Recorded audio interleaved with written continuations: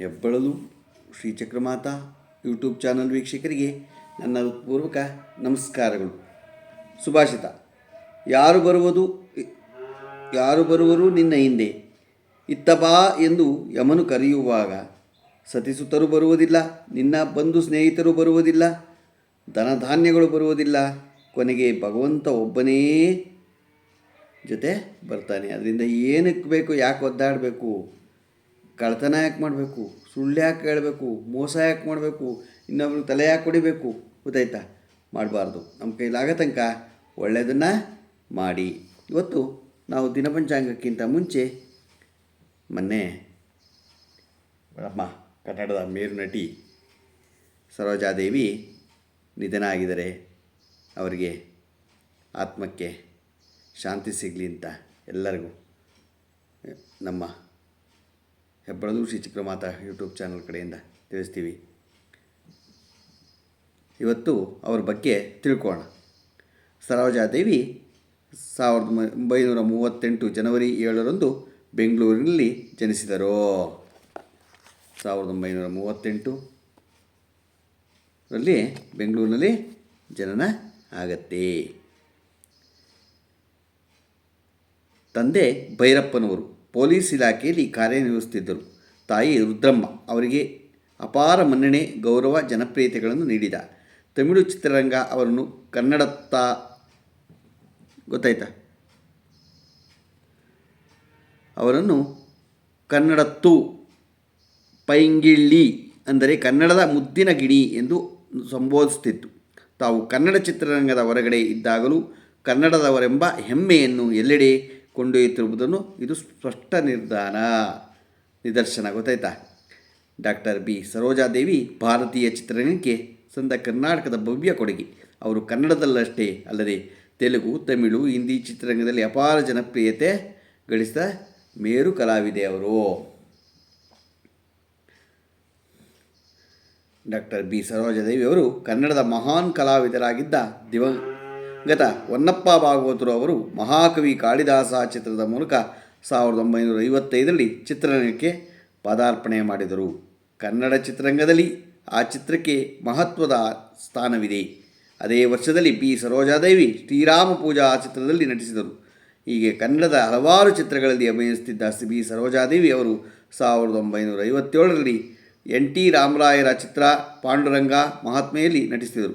ಅದೇ ವರ್ಷ ಕನ್ನಡ ಚಿತ್ರರಂಗದ ಪ್ರಸಿದ್ಧ ಚಿತ್ರ ರತ್ನಗಿರಿ ರಹಸ್ಯದಲ್ಲಿ ಕೂಡ ನಟನೆ ಮಾಡಿದರವರು. 1958ರಲ್ಲಿ ಅಣ್ಣ ತಂಗಿ, ಭೂಕೈಲಾಸ ಚಿತ್ರಗಳಲ್ಲಿ ನಟಿಸಿದ ಅವರು ತಮಿಳು ಚಿತ್ರರಂಗದಲ್ಲಿ ಜೆಮಿನಿ ಗಣೇಶನ್ ಅಭಿನಯದ ಚಿತ್ರವೊಂದಕ್ಕೆ ಆಹ್ವಾನ ಪಡೆದರು.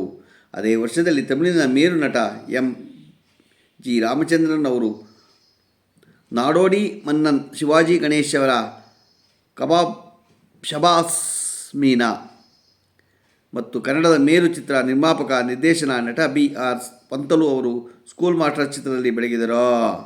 ಮುಂದಿನ ವರ್ಷದಲ್ಲಿ ಹಿಂದಿ ಚಿತ್ರರಂಗದಲ್ಲಿ ಧ್ರುವ ತಾರೆ ದಿಲೀಪ್ ಕುಮಾರ್ ಅವರೊಂದಿಗೆ ಪೈಗಾಮ್, ತೆಲುಗಿನ ಮತ್ತೋರ್ವ ಮಹಾನ್ ಕಲಾವಿದ ಅಕ್ಕಿನೇವಿ ನಾಗೇಶ್ವರ ರಾಯರೊಂದಿಗೆ ಪೆಳ್ಳಿ ಸುಂದಡ್ಡಿ ಚಿತ್ರಗಳಲ್ಲಿ ಅಭಿನಯಿಸಿದರು. ಹಿಂದಿಯಲ್ಲಿ ಅಶೋಕ್ ಕುಮಾರ್, ರಾಜೇಂದ್ರ ಕುಮಾರ್, ಶಮ್ಮಿ ಕುಮಾರ್, ಅಜಿತ್ ಭರತ್ ಭೂಷಣ್, ಸುನೀಲ್ ದತ್ ಮುಂತಾದ ಜನಪ್ರಿಯ ನಟರೊಡನೆ ಕೂಡ ಹಲವಾರು ಚಿತ್ರಗಳಲ್ಲಿ ನಟಿಸಿದರು. ಕನ್ನಡದ ಕುಮಾರ ತ್ರಯರಾದ ರಾಜ್ಕುಮಾರ್, ಉದಯ್ ಕುಮಾರ್, ಕಲ್ಯಾಣ್ ಕುಮಾರ್ ಅವರೊಡನೆ ನಟಿಸಿದ್ದ ಕೂಡ ನಮಗೆ ತಿಳಿದಿರುವ ವಿಚಾರ. ಹೀಗೆ ನಿರಂತರ ಯಶಸ್ವಿ ಚಿತ್ರರಂಗಗಳಿಂದ ತಮ್ಮ ವಿಶಿಷ್ಟ ಪ್ರತಿಭೆ, ಸೌಂದರ್ಯ ಪ್ರಜ್ಞೆಗಳಿಂದ, ಉತ್ತಮ ನಡತೆ, ಸೌಜನ್ಯ ಸುಶೀಲತೆಗಳಿಂದ ಅವರು ಅಪಾರ ಜನಪ್ರಿಯತೆ ಪಡೆದರು. ಕಳೆದ ದಶಕಗಳಲ್ಲಿ ಬಿಡುಗಡೆಯಾದ ತಮಿಳು ಚಿತ್ರ ಅಡಮಾನ್ ಚಿತ್ರದಲ್ಲಿ ಕೂಡ ಸರೋಜಾದೇವಿ ಅವರು ಭಾಗವಹಿಸಿದರು. ಈ ಸರೋಜಾದೇವಿ ಅವರಿಗಿದ್ದ ಇತರ ಚಿತ್ರರಂಗದ ಬೇಡಿಕೆಗಳನ್ನು ಗಮನಿಸಿದಾಗ ಶ್ರೀಮಂತಿಕೆಯ ದೃಷ್ಟಿಯಿಂದ ಹಿರಿಯ ಸ್ಥಾನದಲ್ಲಿದ್ದ ಆ ಭಾಷಾ ಚಿತ್ರರಂಗಗಳಿಗೆ ತಮ್ಮನ್ನು ಸೀಮಿತಗೊಳಿಸಿಕೊಳ್ಳುವುದು ಅವರಿಗೆ ಖಂಡಿತ ಸಾಧ್ಯವಿತ್ತು. ಹೀಗಿದ್ದರೂ ಅವರು ತಮ್ಮ ಮೂಲ ನೆಲೆಯಾದ ಕನ್ನಡ ಚಿತ್ರರಂಗಕ್ಕೆ ಸಮಾನ ಗೌರವ, ಮನ್ನಣೆ ನೀಡಿ ಉತ್ತಮ ಚಿತ್ರಗಳಲ್ಲಿ ನಟಿಸಿದರು. ಜಗಜ್ಯೋತಿ ಬಸವೇಶ್ವರ, ವಿಜಯನಗರದ ವೀರಪುತ್ರ, ಕಿತ್ತೂರು ರಾಣಿ ಚೆನ್ನಮ್ಮ, ಅಮರಶಿಲ್ಪಿ ಜಕಣಾಚಾರಿ, ಮಲ್ಲಮ್ಮನ ಪವಾಡ, ಲಕ್ಷ್ಮೀ ಸರಸ್ವತಿ, ತಂದೆ ಮಕ್ಕಳ ಪಾಪ ಪುಣ್ಯ, ಶ್ರೀಕೃಷ್ಣ ರುಕ್ಮಿಣಿ ಸತ್ಯಭಾಮ, ನ್ಯಾಯವೇ ದೇವರು, ಸಹಧರ್ಮಿಣಿ, ಶ್ರೀನಿವಾಸ ಕಲ್ಯಾಣ, ಗೃಹಿಣಿ, ಕಥಾಸಂಗಮ, ಬಬ್ರುವಾಹನ, ಭಾಗವಂತರು ಮುಂತಾದ ಚಿತ್ರಗಳನ್ನು ನಟಿಸಿ ಕನ್ನಡಿಗರೊಂದಿಗೆ ನಿರಂತರ ಸಂಪರ್ಕದಲ್ಲಿ ಅವರು ಇದ್ದರು. ಬಿ ಸರೋಜಾದೇವಿ ಅವರು ರಾಷ್ಟ್ರ ಪ್ರಶಸ್ತಿ ವಿಜೇತ ಚಿತ್ರ ಕಿತ್ತೂರಿನ ರಾಣಿ ಚೆನ್ನಮ್ಮ, ಅಮರಶಿಲ್ಪಿ ಜಕಣಾಚಾರಿ, ನ್ಯಾಯವೇ ದೇವರು ಚಿತ್ರಗಳಂತೂ ಕನ್ನಡಿಗರ ಹೃದಯದಲ್ಲಿ ಚಿರಸ್ಥಾಯಿಯಾಗಿದ್ದಾರೆ. ತಂತ್ರಜ್ಞಾನದ ಶ್ರೀ ಹರ್ಷ ಅವರನ್ನು ವಿವಾಹವಾದ ಬಿ ಸರೋಜಾದೇವಿಯವರು ಎಷ್ಟೇ ಜನಪ್ರಿಯವಾಗಿದ್ದ ಸಂದರ್ಭದಲ್ಲೂ ತಮ್ಮ ಬಗ್ಗೆ ಕಿಂಚಿತ್ತೂ ಗಾಳಿ ಸುದ್ದಿ ಹಬ್ಬುವುದಕ್ಕೂ ಆಸ್ಪದ ಕೊಟ್ಟವರಲ್ಲ. ಚಿತ್ರರಂಗದ ಬಣ್ಣದ ಲೋಕದಲ್ಲಿಯೂ ಹೇಗೆ ಬದುಕಬೇಕೆಂದು ಎಂಬುದಕ್ಕೆ ನಿಗೂಢ ನಿದರ್ಶನವಾಗಿ ಅವರು ಇದ್ದಾರೆ. ಬಿ ಸರೋಜಾದೇವಿಯವರು ಕನ್ನಡ ಚಲನಚಿತ್ರ ವಾಣಿಜ್ಯ ನಿಮ್ಮ ಕಂಠೀರವ ಸ್ಟುಡಿಯೋಗಳಿಗೆ ಅಧ್ಯಕ್ಷರಾಗಿ ಕೂಡ ಕೆಲವು ಸಮಯ ಕಾರ್ಯನಿರ್ವಹಿಸಿದರು. ದಿವಂಗತರಾದ ಪತಿ ಶ್ರೀ ಹರ್ಷ, ಮಗಳು ಭುವನೇಶ್ವರಿ ಮತ್ತು ತಾಯಿಯವರು ಹೆಸರಿನಲ್ಲಿ ಅನೇಕ ಧರ್ಮ ಕಾರ್ಯಗಳನ್ನು ಚಿತ್ರರಂಗದಲ್ಲಿ ಸೇವೆ ಸಲ್ಲಿಸಿದ ಹಿರಿಯ ಕಲಾವಿದರಿಗೆ ಗೌರವ ಪ್ರಶಸ್ತಿಗಳು, ತಮ್ಮ ಪತಿ ಓದಿದ ತಾಂತ್ರಿಕ ಶಿಕ್ಷಣ ಕಾಲೇಜಿನ ಪ್ರತಿಭಾ ವಿದ್ಯಾರ್ಥಿಗಳಿಗೆ ಪುರಸ್ಕಾರಗಳನ್ನು, ಅಶಕ್ತ ಕಲಾವಿದರಿಗೆ ಸಹಾಯಾರ್ಥವಾಗಿ ನಿಧಿಯನ್ನು ನೀಡಿದ್ದಾರೆ. ಡಾಕ್ಟರ್ ಬಿ ಸರೋಜಾದೇವಿ ಅವರಿಗೆ ಪದ್ಮಶ್ರೀ, ಪದ್ಮಭೂಷಣ ಪ್ರಶಸ್ತಿಗಳು ಲಭಿಸಿದ್ದವು. ಬೆಂಗಳೂರು ವಿಶ್ವವಿದ್ಯಾಲಯ ಗೌರವ ಡಾಕ್ಟರೇಟ್ ನೀಡಿತ್ತು. ಆಂಧ್ರ ಪ್ರದೇಶ ಸರ್ಕಾರ, ತಮಿಳುನಾಡು ಸರ್ಕಾರ ಕಿರಿಯ ಗೌರವ ಪ್ರಶಸ್ತಿಗಳು ಅವರಿಗೆ ಸಲ್ಲಿಸಿತ್ತು. ಭಾರತದ ಕೇಂದ್ರ ಸರ್ಕಾರ ಸ್ವಾತಂತ್ರ್ಯ ಬಂದ 60 ವರ್ಷದ ಸಂದರ್ಭದಲ್ಲಿ ಜೀವಮಾನದ ಸಾಧನೆಗಾಗಿ ಬಿ ಸರೋಜಾದೇವಿ ಅವರನ್ನು ಸನ್ಮಾನಿಸಿತ್ತು. ಕರ್ನಾಟಕ ಸರ್ಕಾರ ಕನ್ನಡದ ಬಹುತೇಕ ಕಲಾವಿದರಿಗೆ ರಾಷ್ಟ್ರೀಯ ಗೌರವ ಸಲ್ಲುವಂತೆ ಕ್ರಮ ಕೈಗೊಳ್ಳದೇ ಇರುವುದನ್ನು ಹಲವು ಸಂದರ್ಭಗಳಲ್ಲಿ ಬಿ ಸರೋಜಾದೇವಿ ಅವರು ನೇರವಾಗಿ ಮಾತನಾಡಿದ್ದರು. ತಮಗೆ ಪದ್ಮಶ್ರೀ ಮತ್ತು ಪದ್ಮಭೂಷಣ ಪ್ರಶಸ್ತಿಗಳು ಬಂದಿದ್ದು ತಮಿಳುನಾಡು ಸರ್ಕಾರ ಮಾಡಿದ ಶಿಫಾರಸಿನಿಂದ ಕರ್ನಾಟಕದಲ್ಲಿ ಕೂಡ ಉತ್ತಮ ಕೆಲಸ ಮಾಡಿದ್ದರು. ಬಹಳಷ್ಟು ಉತ್ತಮ ಕಲಾವಿದರಿದ್ದಾರೆ, ಅವರಿಗೆ ಕೂಡ ಗೌರವ ಸಲ್ಲಬೇಕು ಎಂದು ಅವರು ಮಾತಿನಲ್ಲಿ ಖಂಡಿತ ಸತ್ಯ ಇದ್ದೇ ಇತ್ತು. ನಮ್ಮ ಕೆಲಸ ಮಾಡಿದವರಿಗೆ ಯಾವತ್ತೂ ಕೊಟ್ಟೇ ಕೊಡಬೇಕು.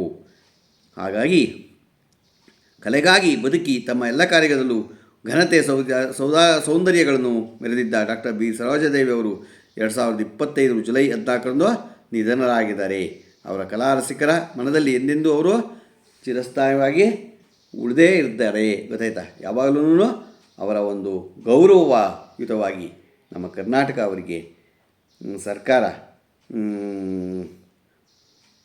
ಸರ್ಕಾರದ ಪರವಾಗಿ ಅವರನ್ನು ಗೌರವಿಸಿದೆ. ಮುಂದೇನೂ ಯಾವಾಗಲೂ ಅವರ ಸಿನಿಮಾಗಳು ಚಿರಸ್ಥಾಯಿಯಾಗಿ ಉಳಿಯುತ್ತೆ. ಇವತ್ತು ನಾವು ಬಿ ಸರೋಜಾದೇವಿ ಬಗ್ಗೆ ತಿಳ್ಕೊಂಡು ಇವತ್ತು ದಿನಪಂಚಾಂಗವನ್ನು ತಿಳ್ಕೊಳ್ಳೋಣ. ದಿನಾಂಕ 28/7/2025 ಸೋಮವಾರ, ಶ್ರೀ ವಿಶ್ವಾವಸು ನಾಮ ಸಂವತ್ಸರ, ದಕ್ಷಿಣಾಯನ, ಶ್ರಾವಣ ಮಾಸ, ವರ್ಷ ಋತು, ಶುಕ್ಲಪಕ್ಷ, ತಿಥಿ ಚೌತಿ, ರಾತ್ರಿ 11:33, ನಕ್ಷತ್ರ ಪುಬ್ಬ, ಸಾಯಂಕಾಲ 6:49, ಮಳೆ ಪುಷ್ಯ 3ನೇ ಪಾದ, ರಾಹುಕಾಲ 7:45ರಿಂದ 9:35 ತನಕ ಇದೆ, ಗುಳಿಕ ಕಾಲ 2:05ರಿಂದ 3:40 ತನಕ ಇದೆ, ಯಮಗಂಡ ಕಾಲ 10:55ರಿಂದ 12:30 ತನಕ ಇದೆ. ಇವತ್ತು ಯಾರು ಹುಟ್ಟುಹಬ್ಬ ಆಚರಿಸ್ಕೊತಿದ್ರು, ಮದುವೆಯಾದ ದಂಪತಿಗಳು ವಾರ್ಷಿಕೋತ್ಸವ ಆಚರಿಸ್ಕೊಂತಿರೋರಿಗೆ ನಮ್ಮ ಹೆಬ್ಬಳದೂರು ಶ್ರೀ ಚಕ್ರಮಾತಾ ಯೂಟ್ಯೂಬ್ ಚಾನಲ್ ಕಡೆಯಿಂದ ಶುಭಕಾಮನೆಗಳನ್ನು ತಿಳಿಸ್ತೀವಿ. ದೇವರವರಿಗೆ ಆಯಸ್ಸು, ಆರೋಗ್ಯ, ಐಶ್ವರ್ಯ ಎಲ್ಲ ಕೊಟ್ಟು ಕಾಪಾಡಲಿ ಅಂತ ಕೇಳ್ಕೊತೀನಿ. ನಮ್ಮ ಹೆಬ್ಬಳದೂರು ಶ್ರೀ ಚಕ್ರಮಾತಾ ಯೂಟ್ಯೂಬ್ ಚಾನಲ್ ಯಾರು ಸಬ್ಸ್ಕ್ರೈಬ್ ಆಗಿಲ್ವೋ ದಯಮಾಡಿ ಸಬ್ಸ್ಕ್ರೈಬ್ ಆಗಿ, ಲೈಕ್ ಕೊಡಿ. ಇದು ನಿಮ್ಮದೇ ಚಾನಲ್ ಆಗಿರೋದ್ರಿಂದ ನಮ್ಮ ಲಿಂಕನ್ನು ಬೇರೆ ಗ್ರೂಪ್ಗಳಿಗೆ ಫಾರ್ವರ್ಡ್ ಮಾಡಿ. ನಮಸ್ಕಾರಗಳು.